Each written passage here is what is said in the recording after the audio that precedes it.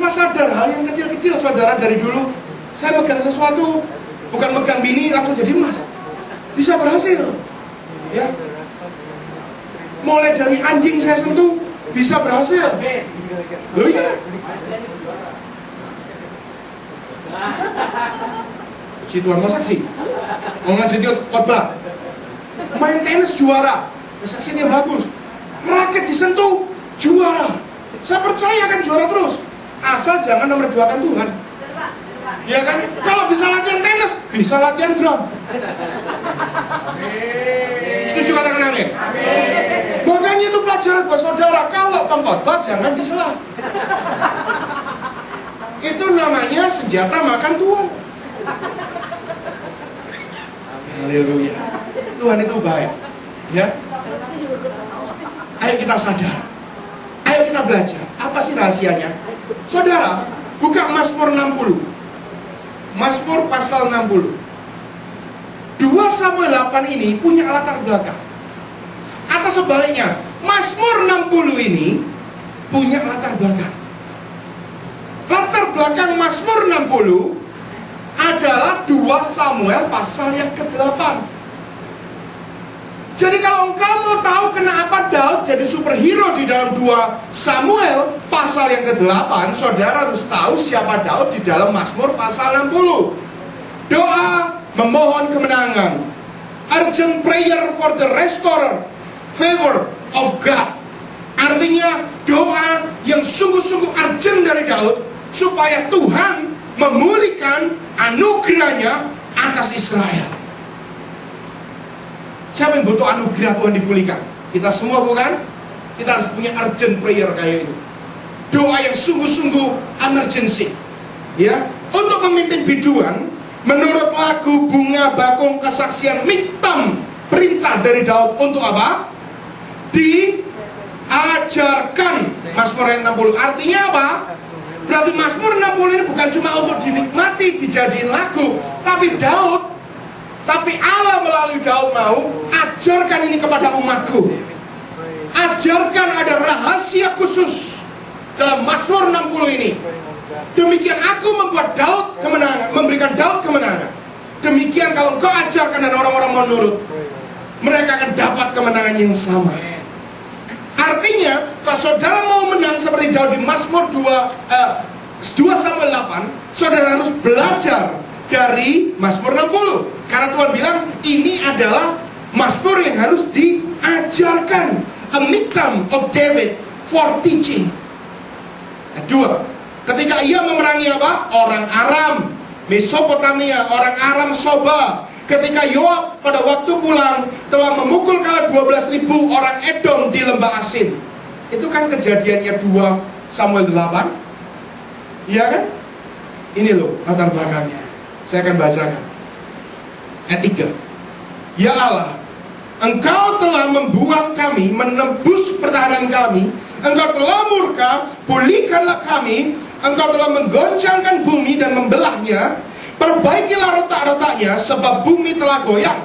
Engkau telah membuat umatmu mengalami penderitaan yang berat. Engkau telah memberi kami minum anggur yang memusingkan. Daud sadar betapa fragile kerajaan dan kehidupannya, betapa hancur, porak-poranda, membingungkan pemerintahannya. Dia nggak sanggup, dia nggak bisa. Seorang yang masih muda, bekas gembala domba, itu pun bukan profesional. Gembala domba cuma cabutan untuk ngembalain 1-2 ekor domba saja. Ayat 6. Kepada mereka yang takut kepadamu telah kau berikan panji-panji, tanda untuk berlindung terhadap panah. Panji-panji itu memang banner, tapi arti dari Mazmur 60 ayat yang ke-6 ini bahwa Tuhan ya memberikan kepada orang-orang yang takut kepada Dia itu bukan cuma panji-panji, tapi panji-panji itu artinya adalah konfirmasi, menegakkan. Lihat, setiap kali orang itu menang, panjinya ditempel. Kalau orang itu menjajah di satu negara, benderanya ditempel. Tuhan mau nanam benderanya Dia, Jehovah Nisi, di dalam hidup saudara. Kalau ada Jehovah Nisi, Allah adalah panji-panjiku di dalam kehidupan kita. Iblis lihat, dia nggak berani. Saudara, kalau ada bendera negara yang powerful, kalau musuh mau lawan pun, berani pun, dia nggak mau terang-terangan. Dia pasti takut. Itu ada benderanya Amerika. Kalau aku dekati nanti aku dirudal. Jadi mendingan hati-hati. Apalagi itu ada benderanya Tuhan. What's so special buat orang ini yang Tuhan katakan, he's the man after my own heart. Abraham ngomong sama Tuhan ngomong sama Abraham, ya, he's my friend. Abraham bilang, I'm the friend of God. Daud ternyata Tuhan bilang, he's the man after my own heart. Dia adalah orang yang melekat di hatiku. Saya bisa katakan bahwa Daud salah satu orang yang paling dekat di hati Tuhan. Why? Simple. Saya ajarkan Daud pada ayat yang ketiga sampai ayat yang kelima. Dia sangat sadar akan kelemahannya. Maka itu dia sungguh-sungguh menundukkan dirinya di hadapan Tuhan, merendahkan dirinya di hadapan Tuhan, dan mengakui segala ketidakmampuannya. How about us?